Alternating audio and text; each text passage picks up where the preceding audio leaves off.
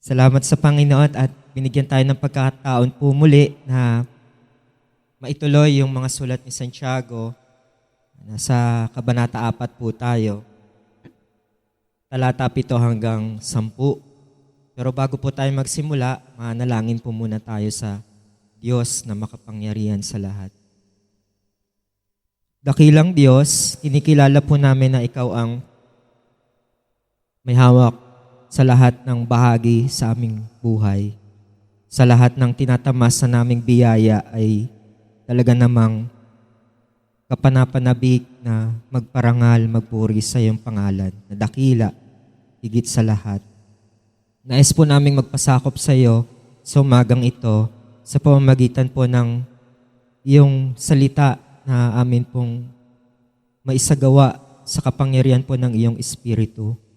Dalangin po namin ang iyong patnubay sa umagang ito at nawa ang mga salitang ito na ibinigay niyo po sa amin sa pamamagitan ni Santiago ay magamit po namin sa buong panahon sa ipinahiram niyo pong buhay sa amin dito sa lupa. Salamat po o Diyos sa iyo. Sa iyo po ang karangalan, kadakilaan sa pangalan ng Panginoong Yesus. Amen. Basahin po natin ang Santiago, Kabanata 4, talata 7 hanggang 10.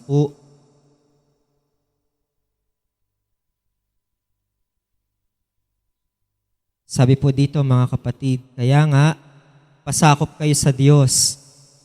Labanan ninyo ang dyablo at lalayuan niya kayo. Lumapit kayo sa Diyos at lalapit siya sa inyo. Hugasan ninyo ang inyong mga kamay, kayong mga makasalanan. Linisin ninyo ang inyong puso, kayong pabago-bago ng isip. Maginagpis kayo, umiyak at tumangis. Palitan ninyo ng pagluha ang inyong tawanan at ng kalungkutan ng inyong kagalakan. Magpakumbaba kayo sa harapan ng Panginoon at itataas niya kayo. Malaking kasiraan po ang alitan o labanan, lalo na sa pagtitipon ng mga tao sa harap ng Diyos.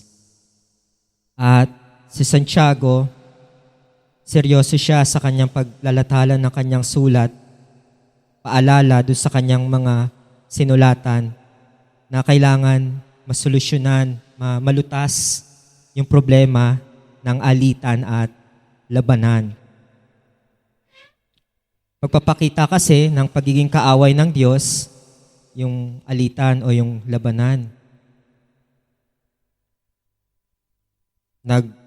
Nagpapatotoo ito na iniibig ng isang tao ang sanlibutan, sinusuway niya ang kasulatan ng Diyos, at higit sa lahat, nagmamataas siya sa harap ng Diyos kung meron siyang pag-uugali na may kagalit o may kaaway, at labag ito dun sa tinuturo ng salita ng Diyos.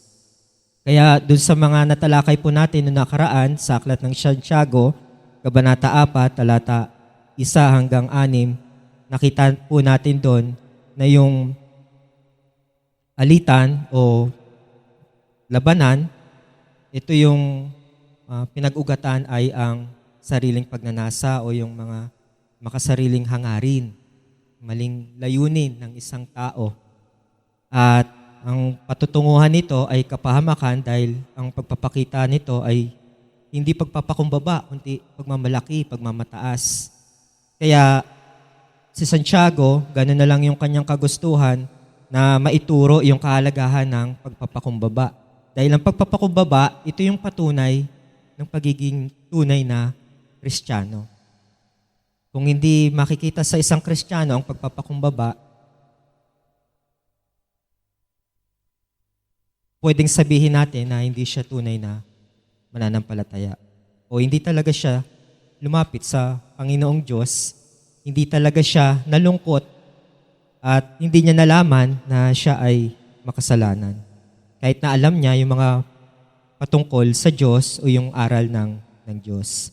Kaya ito rin yung sinasabi ni Santiago dun sa Kabanata 2 na patay ang pananampalataya kung hindi mapapatunayan ng gawa, at yung taong tumitingin dun sa salamin na nakakalimot agad, hindi nagpapatuloy o hindi nagsasagawa ng salita ng Diyos, sila yung mga tao na hindi talaga nagkaroon ng pananampalataya. Kaya mahalaga mga kapatid na malaman natin yung kahalagahan ng pagluktas o pagsolusyon, pagsagot ng salita ng Diyos, paraan ng Diyos sa alitan at awayan, lalo na sa grupo ng mga naglalayo na makasunod sa kalooban ng Diyos. Kasi kahit saan mang simbahan tayo dalhin, kahit sa pagtitipon nila Santiago, hindi natin matutukoy kung sino talaga yung may tunay na pananampalataya. Wala nakakaalam kung ano yung nasa puso ng isang tao. Maaaring yung katabi natin ay hindi pa talaga mananampalatayang tunay sa Panginoong Hesus. Pero nakakasama natin siya sa pagsamba sa Diyos, pag-aawitan, pananalangin, pero hindi talaga nagkaroon ng kabuluhan yung salita ng Diyos na babago dun sa kanyang buhay, sa kanyang buong pagkatao. Kaya ito yung paraan ng Diyos. Kasi yung tao, marami siyang paraan na ginawa para masolusyonan yung anumang alitan o anumang labanan. Pwede nga solusyon niya, pera, o di kaya wala na lang tayong pakialamanan para hindi magulo yung samahan natin, kanya-kanya na lang tayo. Ganun yung solusyon ng mundo. O tama ako, mali ka, hindi ko isipin yung kapakanan mo, mas mahalaga yung sarili ko. Ganun ang sanlibutan. Pero sa salita ng Diyos, kailangan ibababa po natin ang ating mga sarili at pasasakop tayo sa Diyos at sa Kanyang salita. Dito, sa mga talatang binasa po natin mga kapatid, makikita natin yung mga ginagawa ng isang taong mapagpakumbaba. Pero yung pagpapakumbaba na ito, hindi niya magagawa kung sa pamamagitan lang ng kanyang sarili. Kung maalala natin yung nagdaang talata, di ba, ang Diyos ang nagkakaloob ng higit na tulong. Pinagpapala niya yung pagpakumbaba, yung mababa ang loob, pero yung mga mapagmataas, hindi niya kinalulugdan. Kinamumuhian ng Diyos. At sa pamamagitan ng pagpapala ng Diyos, kaya napapagtagumpayan ng isang taong mananampalataya ng Panginoong Hesus na mapagtagumpayan yung hamon sa buhay, kagaya ng pagtukso, yung mga sariling pagnanasa, maging yung ginagawa ng diablo sa buhay ng isang tao. Kasi kahit na mananampalataya na po tayo ng Panginoong Hesus mga kapatid, maaari pa rin tayong maimpluwensyahan. Yun nga po yung tanong ni Santiago dito, ano bang pinaka nakakapagpa-impluwensya sa atin? Yung Diyos ba o yung sanlibutan? Ano ba ang nagbibigay sa atin ng aral na nasusunod sa ating buhay? Yung banal na kasulatan ba o yung sabi-sabi ng sanlibutan o yung sistema na umiiral dito sa mundo? Yan yung dapat nating malaman dito mga kapatid. Halimbawa, ngayon, alam niyo po ba na linggo ng palaspas ngayon? Marami tayong nakikita na may mga dalang dahon, di ba? Ano kaya motibo nila? Bakit sila may palaspas? Maaring sabihin natin na kinuha yun nung panahon na ang Panginoong Hesus ay matagumpay na pumasok dun sa Jerusalem, na talagang nagbigay ng parangal yung mga tao. Nagdala sila ng mga dahon na yari doon sa palmera, tapos nagbigay sila ng pugay sa Panginoon at pinuri nila, Hosana, anak ng Diyos, anak ng kataas-taasang Diyos, purihin ka. Yun kaya yun nasa kaisipan ng mga tao ngayon na may mga palaspas. Yung kaya yung paraan ng kanilang pagsamba sa Diyos, bahagi ng pagpapasakop nila sa kapangyarihan ng Diyos. O maaaring iba yung motibo nila doon sa palaspas, maaaring hintayin natin yung basbas ni Father para pag nilagay sa bintana, panakot sa masamang espiritu o yung aswang o ganon kasi ang pwedeng maging kaisipan o yung nasa sa loob ng mga taong hindi nila alam yung patungkol dun sa kahalagahan ng kapangyarihan ng Diyos na dapat nagpapasakop tayo sa Kanya at nagpapailalim sa Kanyang mga panukala, sa Kanyang mga salita, turo, aral. Mahalaga yun. Halimbawa, ngayon, darating yan na naman po yung Holy Week. Marami na namang magpipenitensya. Yung ba yung tunay na pagsisisi sa kasalanan? O yung susugatan mo yung sarili mo at tapos pagkatapos nun, balik na naman sa inuman yung mga nagpenitensya. Walang pagbabago. Walang pagluluksa o yung kalungkutan, matinding bigati sa puso, isip, na malaman ng isang tao na siya ay tunay na makasalanan. Hanggat hindi dumarating sa buhay ng isang tao, sa punto ng tao, na makita niya yung kanyang sarili sa harap ng Diyos, na makasalanan, hindi niya masusunod o hindi siya makakapagpasakop dun sa makapangyarihan na Diyos. Kaya, paraan ng Diyos ang gagamitin ng Diyos din kung paano lutasin niya ang alitan o anumang labanan. Kung tayo sa sarili nating kakayanan, kaisipan, pananaw, kung ano yung maaaring solusyon sa problema ng alitan o yung kaguluhan, hindi natin magagawa yan sa sarili nating kakayanan o nalalaman natin. O yung estado ng buhay natin, kung mayaman tayo, kaya nating solusyonan yan, yung alitan o yung labanan. Wala yan sa lagay ng tao, wala din yan sa narating ng tao, o wala rin yan sa kung ano ang nalalaman ng tao. Kailangan kung ano yung karunungan ng Diyos na tinuturo sa atin ng salita ng Diyos, ang siyang maging paraan, susi para malutas ang problema sa alitan at labanan o awayan. Kaya sabi ni Santiago dito, mga kapatid, mahalaga na maintindihan po natin ito kasi dito nakataya yung ating kaligtasan, dito rin nakataya yung relasyon natin sa Diyos. At dito rin nakataya yung kasagutan doon sa problema ng anumang alitan o awayan, labanan, digmaan o hidwaan sa pagitan ng mga tao. Kanina nabanggit sa prayer, kahit sa ibang lugar kang mapadpad o mapuntahan, may mga kaguluhan, may mga nag-aaway ng mga namumuno doon sa ibang mga namumuno, ibang bansa sa ibang bansa. Hindi natin talaga masusolusyonan yan sa sarili nating mga katayuan sa buhay o kakayanan sa buhay, kundi ang Diyos lang ang may kapangyarihang makagawa ng solusyon. Kaya ang pamagat po ng ating tatalakayin ngayon ay paglutas ng mga alitan sa paraan ng Diyos. Sabi ni Santiago, ganito yung dapat na maipakita ng isang taong mapagpakumbaba, na isa sa mga susi o pangunahing susi para masolusyonan ang alitan o labanan. Paraan ng Diyos ang gagamitin, hindi paraan ng tao. Kaya nga, pasakop kayo sa Diyos, tuldok. Yung salitang pasakop, nakakabit na dun yung pagpapakumbaba. Kung dati, sunod-sunuran tayo sa mga sistemang umiiral dito sa mundo nung wala pa tayo sa Panginoong Yesus, wala pa tayong kaugnayan sa Kanya, hindi pa tayo nakipag-isa sa Panginoong Yesus, wala pa tayong relasyon sa Kanya, ang nakakasakop sa atin, nakakasaklaw sa atin, alam niyo po kung sino? O kung ano? Ang dyablo, si Satanas. Kaya patay tayo sa ating espiritu. Wala tayong kakayanan na iligtas ang ating mga sarili. Lalo na sa kasalanan.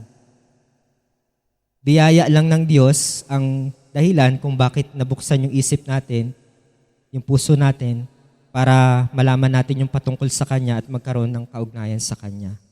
Sunod-sunuran tayo sa naghahari dito sa daigdig. Kasalanan ang ginagawa natin at ito yung gustong-gusto nating gawin, kasamaan, na labag sa kalooban ng Diyos. Kasi ang pinaka-Panginoon natin ay yung sanlibutan, yung sarili natin. Kaya alin ba dito yung papailalim ka sa kapangyarihan? Sa Diyos ba o dun sa sanlibutan, sa sarili mo? Sabi ni Santiago dito, pasakop kayo sa Diyos. Submit. Parang yung sa mga may sundalo ba dito? Di ba? pagkasundalo o anumang may posisyon sa pamahalaan, kung ikaw ay commanding officer, yung kung ikaw ay nakababang ranggo, susunod ka talaga yung doon sa nakatataas sa'yo. Hindi mo pwedeng labagin yung kanyang utos kasi mas mataas siya kaysa sa'yo. Pag nilabag mo siya, pwede kang pumping position, hindi kaya yung push-ups, maraming ipapagawa sa yung mga parusa. Dito kinuha yung salitang submit o yung pagpapasakop sa salitang ginagamit ng mga sundalo na kailangan iisa lang yung paglilingkuran natin, iisa lang yung ating susundin. Sabi ni Santiago dito, Diyos lang. Pasakop tayo sa Diyos.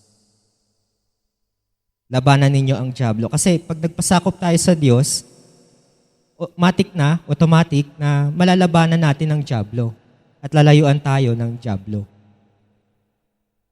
Kasi ito yung sinasabi sa aklat ng Mateo na hindi ka makapaglilingkod sa dalawang Panginoon. Maaring mahalin mo ang isa at kamumuhian mo ang isa. Kaya kailangan, kung ikaw ay may tunay na pananampalataya at ito yung simula para malutas yung alitan o awayan sa paraan ng Diyos, pasakop tayo sa Diyos. Yun yung unang-una.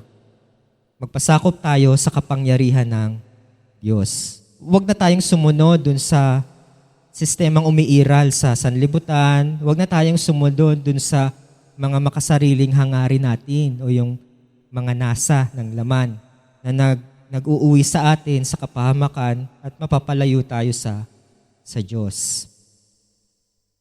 Isa yon sa tinuturo ng pagpapakumbaba, yung pagpapasakop sa Diyos. Labanan ninyo ang dyablo. Kung sa atin lang, hindi natin malalabanan yung dyablo. Tao lang tayo eh. Pero yung dyablo, nilikha rin siya ng Diyos, si Satanas, pero isa siyang anghel na nag-aklas, lumaban, nagrebelde sa Diyos. Kaya ang dyablo, sa simula pa lang, talagang gumagawa na ng kasalanan yan. Kaya inaabisuhan tayo, binibigyan tayo ng paalala ni Santiago na huwag kayong maging sunod-sunuran dun sa dyablo, lalo na dun sa nasa ng laman natin, o yung mga karunungan galing sa mundo, daigdig, kundi dun sa karunungan galing sa Diyos. Yung payo ng Diyos ang ating susundin, yun yung pagpapasakop. Kung maalala natin yung babaeng Samaritano, Samaritana pala, babae, yung nakipag-usap sa Panginoong Yesus dun sa balon na nauuhaw na yung Panginoong Yesus dahil sa tindi ng init, pagod, dun sa paglalakbay, gusto niyang makainom. Tapos may pag-uusap yung dalawa, ang Panginoong Yesus at saka yung babaeng Samaritana. Nabanggit ng babaeng Samaritana na lumalapit kami sa Diyos, sumasamba kami sa Diyos sa mga bundok. Pero si Jesus, ang ating Panginoong Diyos, na anak ng Diyos, sabi niya, darating ang panahon, hindi na kayo sasamba sa Diyos sa bundok o walang specific na lugar. Diba, nung panahon ng lumang tipan, kailangan sa ibabaw ng bundok o doon sa itinakda ng Diyos, doon sa kanyang propeta, na sasabihin doon sa mga Israelita na dito kayo sasamba sa Diyos, harap sa Diyos. At isang tao lang ang haharap. Pwedeng punong pari o di kaya yung propeta. Pero sabi ng Panginoong Yesus, darating ang panahon na sasambahin ninyo ang Diyos, makakalapit kayo sa Diyos, o maaari kayo magpasakop sa Diyos, na wala nang lugar na specific na ito lang yung nakatalaga na makakalapit kayo sa Diyos. Kahit saan, anumang oras, anuman ang edad natin, kung senior na o bata, o may asawa, walang asawa, o anuman ang kalagayan natin sa buhay, mayaman ka man o mahirap, kung may relasyon ka sa Diyos, maaari ka nang makalapit sa Kanya. Anumang oras, anumang sandali, o anumang kahit saan mang lugar. Kaya mahalaga yung pagpapasakop sa Diyos. Kasi siya lang talaga yung may kapangyarihan na ayusin yung problema ng sigalot sa pagitan ng mga tao. Kasi kung paraan ng tao ang pagbabatayan, hindi talaga magkakaroon ng kapayapaan, kasunduan. Maaaring magsabi na, halimbawa, yung mga rebelding NPA o yung mga ah, MILF o yung mga nagrebelde sa pamahalaan, peace talks muna tayo, wala munang putukan, ceasefire muna ngayon. Pero hindi natin matitiyak na tigil putukan na talaga o wala nang gulo. Tanging Diyos lang ang makakagawa ng paraan para masolusyonan ang problema sa anumang alitan. Ang dyablo kasi, mga kapatid, makapangyarihan din siya. Pero higit na makapangyarihan ng Diyos kaysa sa Kanya. Dahil kagaya din natin siya na nilikha lamang ng Diyos, yun nga lang, kung pagbabatayan yung hierarchy natin, tao tayo, at siya ay isang anghel. Pero ito naman ang kagandahan, mga kapatid. Ang sinumang nagpapasakop sa Diyos, may relasyon sa Diyos, may pananampalatayang tunay sa Panginoong Yesus, merong Espiritu ng Diyos, Espiritu Santo, na nangunguna, pumapatnubay sa Kanya, magpapaalala ng salita ng Diyos para masugpo yung anumang gawa ng dyablo at mapagtagumpayan niya ito. At lalayuan ng dyablo ang taong pinapanahanan ng Espiritu Santo. Maaring mag-impluwensya siya, pero hindi niya maaangkin ang isang taong nakipag-isa na sa Panginoong Yesus dahil nakatitiyak yung mga tao na may pananampalataya sa Panginoong Yesus na inari na sila na mga anak ng Diyos. Kaya yun po yung unang-unang paraan ng Diyos para malutas ang anumang alitan o labanan. Pasakop tayo sa Diyos. Siya lang yung paglilingkuran natin, siya lang yung sasambahin natin, siya lang yung susundin natin, hindi ang ating mga sarili o hindi ang mga umiiral na sistema dito sa mundo. Kailangan ibaba natin yung ating mga sarili at itaas ang Diyos. Talata 8 hanggang 10, yung ikalawang paraan ng Diyos para malutas ang alitan. Kaakibat ng pagpapasakop sa Diyos, mga kapatid, yung pagsisisi sa kasalanan natin. Bahagi ng pagpapasakop sa Diyos at pagpapatunay, pagpapatotoo na nasasaklaw ka ng Diyos, may relasyon ka sa Diyos, na ikaw ay nagsisi sa iyong mga kasalanan. Lumapit kayo sa Diyos at lalapit siya sa inyo. Hindi po nangangahulugan na nasa atin yung mandato o yung gawain para lumapit ang Diyos sa atin. Yung kailangan lumapit tayo sa Kanya at saka lalapit ang Diyos. Yung parang nasa mga kamay natin, kaya siya lumalapit. Hindi. Ang Diyos, katunayan mga kapatid, malapit siya sa atin, nasa ating mga puso. Nasa sa atin lang kung yung Kanyang aral o yung pagkilala sa Kanyang kapangyarihan ay papailalim tayo sa Kanya. Lumapit kayo. Ibig sabihin, pagpapakumbaba rin po yung salitang ito, yung lumapit. Hindi ka makakalapit sa Diyos, sa harap ng Diyos, kung ikaw ay mapagmataas o mapagmalaki. Mayabang. Kailangan ibaba mo ang iyong sarili para makalapit ka sa Diyos. Hugasan ninyo ang inyong mga kamay, kayong mga makasalanan. Linisin ninyo ang inyong puso, kayong pabago-bago ng isip. Andito po yung pagsisisi sa kasalanan. Hugasan ninyo ang inyong mga kamay. Ibig sabihin, yung mga ginagawa ng ating panlabas na pagkilos, asal, pag-uugali, hugasan natin.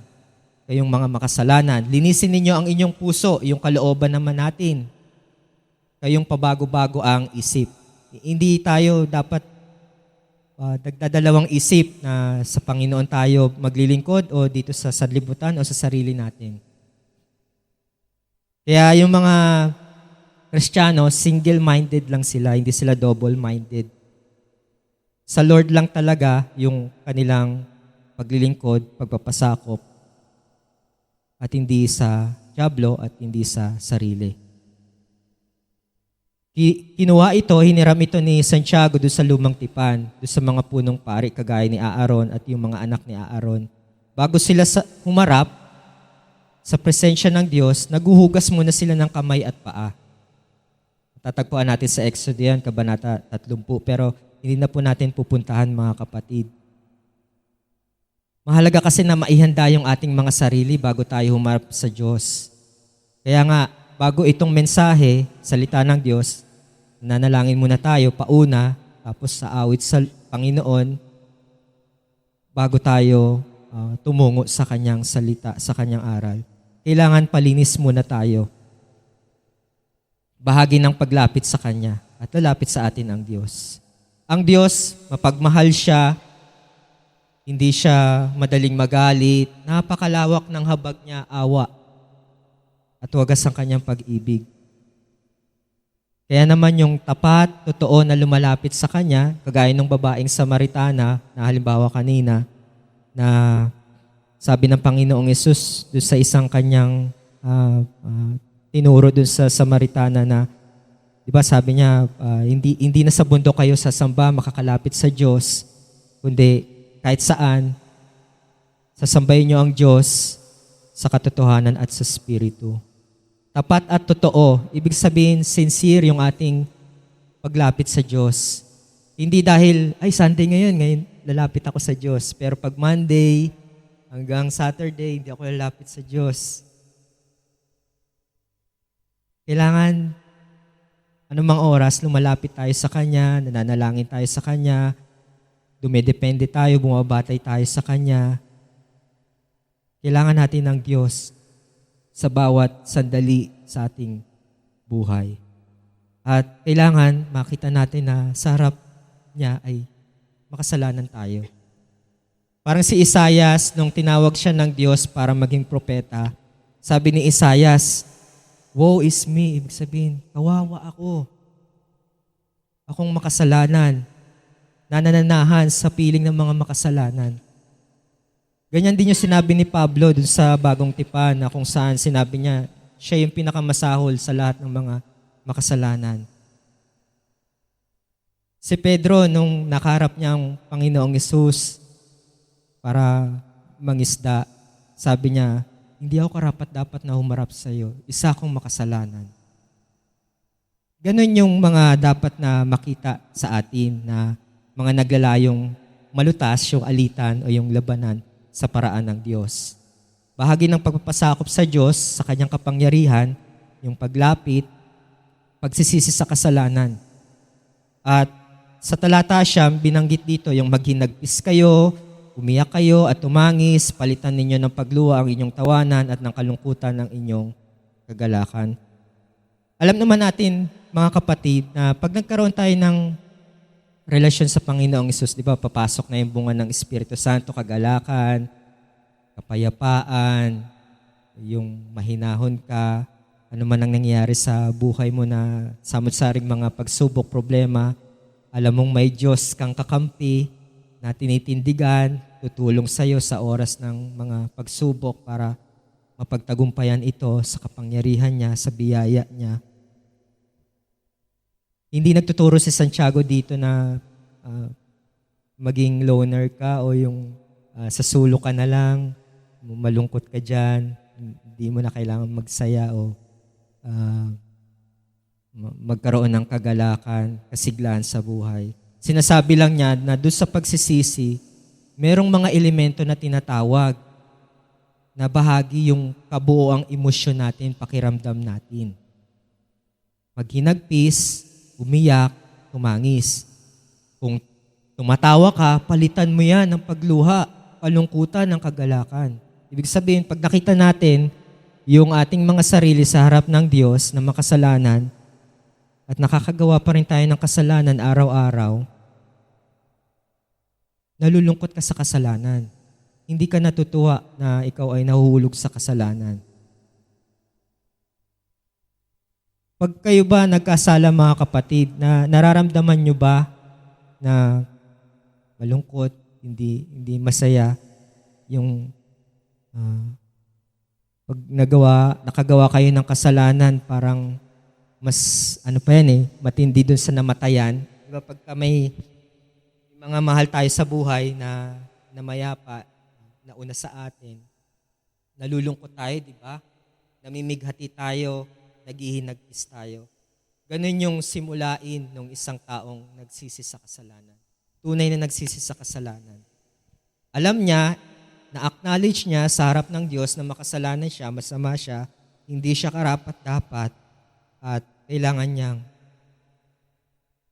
iiyak, itangis yung kanyang kalagayan, kagaya ni Isaias. Si Pedro nung itinatwa. O, tama ba yung pinagkanulo? Hindi pinagkanulo itinatwa. Kasi si Judas yung nagkanulo doon sa mga alagad ng Panginoong Yesus. 3 beses niyang ikinaila. I-deny. Kinaila, tamang term. Tapos nung natanggap ni Pedro na makasalanan siya, mali yung ginawa niya. Alam niyo ba na tumakbo siya at saka sabi doon sa Ingles, weep bitterly, yung buong kapaitan siyang lumuha. Napapalo ako.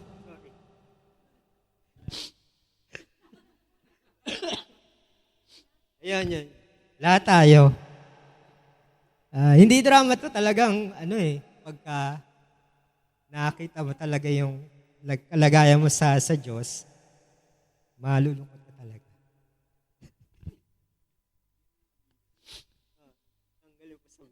Ayun, ganun yung pagsisisi sa kasalanan. Hindi yung nagpipinitensya ka na sinusugatan mo yung sarili mo pero walang epekto sa yung ginawa ng Panginoong Yesus sa iyo para iligtas ka.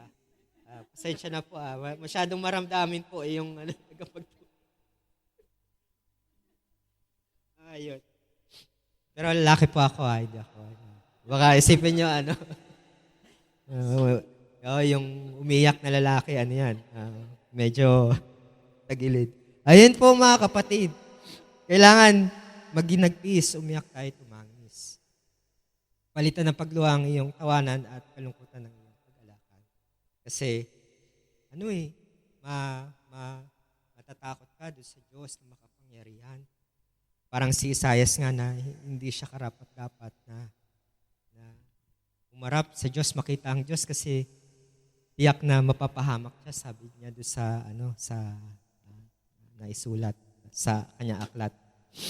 Kaya, yun yung mga bahagi ng pagpapakumbaba. Yung 10, nagbigay ng pagtatapos dito sa Santiago na magpakumbaba kayo sa harapan ng Panginoon at itataas niya kayo. Pagpapalain niya kayo kung magawa natin itong pagpapasakop sa Diyos, sa kapangyarihan niya, hindi sa sarili natin, hindi dun sa mundo, lumapit tayo sa Diyos.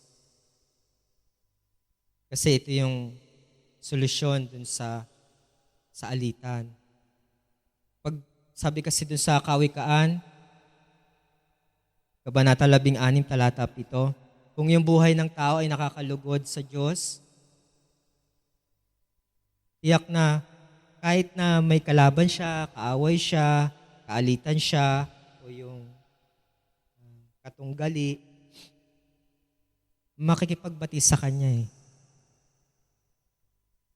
Makikipagbati sa Kanya. Pag tama yung relasyon ng tao sa Diyos, may mga relationship na nasisira dahil sa alitan, labanan, na hindi man na-restore yung dating mainit na pagsasama, pero yung pagpapatawad, yung paglimot doon sa mga nagawang kasalanan, kung may nakaaway tayo, mahalaga yon na maipakita natin bilang mga Kristiyano. At saka hindi tayo dapat magpatuloy sa kasalanan. Pag nagpatuloy tayo sa kasalanan, kampo ng dyablo ang tawag sa atin, sabi ni Juan sa unang Juan, Kabanata 3, talata 8, sapagkat sa simula pa ay nagkakasala na ang dyablo. Kaya nga naparito ang Panginoong Hesus, ang anak ng Diyos, para wasakin ang gawa ng dyablo. Tulungan tayong mga makasalanan na mapagtagumpayan ng kasalanan sa kapangyarihan ng Diyos, sa paraan ng Diyos. Wala kasi tayong magagawa kung sa sarili natin. Pero merong Espiritu ng Diyos na mag-uudyok sa atin para tulungan tayong mapagtagumpayan ang anumang mga alitan. Yun po yung dalawang paraan ng Diyos para malutas ang alitan, magpasakop sa kapangyarihan ng Diyos, magsisi sa kasalanan natin. Kailangan tunay yung ating pagsisisi. Kaya nga, nabanggit natin mga kapatid kanina, na nakataya dito yung kaligtasan natin, yung pamumuhay natin sa harap ng Diyos sa mga talatang ito. Kaya maganda na salaminin natin sa mga talata ni Santiago yung ating mga sarili. Tayo ba ay nagpapasakop sa Diyos, sa kanyang kapangyarihan, o mas nananaig sa atin yung nasa ng laman natin, yung mga kaakit-akit na bahagi ng mundo o yung mga gawain ng mundo, o ang Diyos ang nakakapag-impluensyang mas malaki sa buhay natin. Yung kanyang kasulatan, yung kanyang salita. Tunay ba yung pagsisisi natin sa ating mga kasalanan? Araw-araw nagkakasala tayo sa isip, sa salita, sa gawa. Hindi natin kayang makontrol yung mga nasa ng laman natin pagka yan ang nasunod sa ating mga sarili at hindi yung paraan ng Diyos, karunungan ng Diyos, salita ng Diyos. At mapapahamak tayo pagka hindi natin nasunod yung aral ng Panginoon. Kailangan tunay yung pagsisisi natin. Hindi dahil meron tayong motibo na kaya tayo nagpapakita na nagsisisi tayo sa ating mga kasalanan ay para ma-impress dun sa mga tao, harap ng tao. Parang yung mga Pariseo dun sa panahon ni John the Baptist, na yung mga tao lumalapit kay John the Baptist para magpabautismo sa tubig. Tapos sabi ni John the Baptist, lumayo kayo, kayong mga ulupong, yung mapagkunwari. Ipakita nyo muna na tunay kayong nagsisisi sa inyong mga kasalanan. Hindi basehan yung nakikiisa kayo sa bautismo sa tubig para maipakita na kayo'y tunay na nagsisisi. Kailangan yung pagpapakumbaba. Ang pinakamagandang halimbawa nito, mga kapatid, sa lahat ng mga talatang napuntahan natin, yung pagpapakita ng pagpapakumbaba, yung nagpasakop sa kapangyarihan ng Diyos, tunay na nagsisi sa kanyang mga kasalanan, yung alibugang anak na hiningi niya yung mana doon sa kanyang tatay na buhay pa, tapos nilustay niya yung lahat ng mga namana niya sa kanyang tatay, ginamit doon sa, yun nga, yung nasa ng laman niya, yung sa sanlibutan, hanggang sa maubos, hanggang sa isang araw na pag-isip-isip niya na hindi tama yon kasi talagang ibinaba siya ng Diyos eh. Yung nagkaroon ng taggutom dun sa lugar na kanyang kinaroroonan, nagtrabaho siya sa babuyan, tapos wala nang nagpakain sa kanya, gutom siya, na yung mga bungang kahoy na pagkain ng baboy gusto niyang kainin dahil sa tindi ng gutom. At napag-isip-isip niya na doon sa bahay ng kanyang ama, maraming pagkain. At doon sa mga mga katuwang doon sa bahay. Kaya sabi niya, babalik ako sa aking ama. Nagpasakop siya doon sa kalooban ng Diyos, tinalikuran niya yung kanyang sariling kalooban sa pamamagitan ng tunay na pagsisisi. Nung nakita niya yung kanyang tatay, yun yung picture ng Diyos dun sa isang makasalanang nawala pero natagpuan. Na yung alibugang anak, sabi niya dun sa kanyang ama, wag mo na akong ituring na anak, ituring mo na akong parang yung pinagkakatiwalaan sa bahay. Pero yung ama, hindi nagbago yung kanyang pag-ibig. Natuwa pa nga siya nagpasalo-salo yung tatay, tapos sinuotan ng magandang damit, sing-sing. Tumakbo yung tatay, hinalikan yung kanyang anak na nawala pero natagpuan. Na hindi naman ginagawa ng isang Hudyo, yung tumakbo. Kaya yun yung larawan na kung saan makita natin yung tunay na nagpakumbaba na solusyon sa anumang alitan o awayan, labanan. Pag naging tama kasi yung kaisipan natin, kalooban natin sa Diyos, nalaman nating makasalanan tayo at biyaya lang ng Diyos yung naging daan para tayo ay mabago sa ating buhay, magkaroon ng magandang buhay sa piling ng Diyos at makasunod sa kanyang kalooban. Maayos din yung sigalot o hidwaan sa ibang mga tao. Pag tama yung heart natin, di ba? Sabi ni Santiago dito, kayong pabago-bago ng isip, linisin ninyo ang inyong mga puso, magkaroon kayo ng pure heart, kayong mga makasalanan, hugasan ninyo ang inyong mga kamay, linisin ninyo yung mga gawa ng inyong mga kamay, yung mga ginagawa ninyo. Pero magagawa lang yan kung lalapit tayo sa Diyos. Siya talaga yung pwede nating lapitan, asahan sa ganitong mga paglutas sa problema ng alitan. Pwede nating ipanalangin kung may kaalitan tayo, kaaway, ipanalangin yung nakaaway natin, nakaalitan, o yung mga karunungang ibinigay sa atin ng Diyos, pagpapatawad, pagiging mahinahon, pagpipigil sa sarili, mabuti, yun yung dapat nating gawin.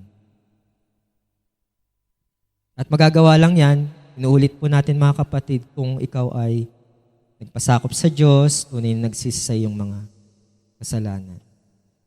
Nawa, ngayong Semana Santa o Holy Week, kasi pagka Holy Week, nagiging yung mga tao, yung parang banal, yung napapalapit sa Diyos. Pero pag wala na yung Holy Week, balik na naman sa normal na buhay. Maganda lang mga kapatid na araw-araw nating gawin yung pag-reflect sa katayuan natin sa harap ng Diyos na makasalanan tayo, hindi tayo karapat-dapat. Biyaya lang niyang naging daan para tayo ay siya yung umabot sa atin siya yung unang nagmahal, hindi naman tayo yung talagang umabot sa Kanya, yung lumapit sa Kanya o nagmahal sa Kanya. Laging siya yung nauunang gumagawa ng paraan para tayo ay maabot, matugunan doon sa pangangailangan natin. Kaya mahalaga mga kapatid na malutas ang alitan, anumang hidwaan, lalo na sa pagtitipon ng mga mananampalataya, kasi kung hindi masusolusyonan yan sa paraan ng Diyos, pwedeng masira ang simbahan, magkawatak-watak, bahagi dahil lahat ay nagmamataas. Mahalaga yung pagpapakumbaba.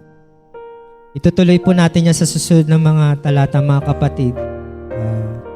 Ganun pa rin. May connection pa rin doon sa pagpapakumbaba. Salamat po sa pakikinig mga kapatid. Manalangin po tayo. Pasensya na po sa pagluha. Dakilang Diyos, salamat po sa iyo.